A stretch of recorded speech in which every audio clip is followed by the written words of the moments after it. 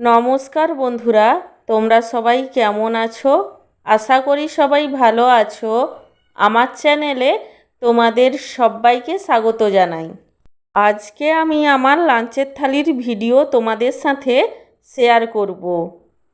আজকে আমার লাঞ্চের থালিতে আছে গরম গরম সাদা ভাত, তার সঙ্গে আছে পেঁপে দিয়ে মুগের ডাল, বেগুন ভাজা, আলু সেদ্ধ মাখা।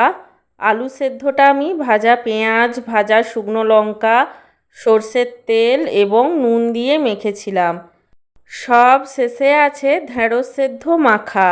ঢ্যাঁড়স সেদ্ধটা আমি সর্ষের তেল এবং নুন দিয়ে মেখেছিলাম। আমার আজকের এই সিম্পল লাঞ্চ থালির ভিডিওটি তোমাদের কেমন লাগলো সেটা কমেন্ট করে জানিও। আর ভিডিওটিকে লাইক এবং চ্যানেলটিকে সাবস্ক্রাইব করতে একদমই ভুলো না।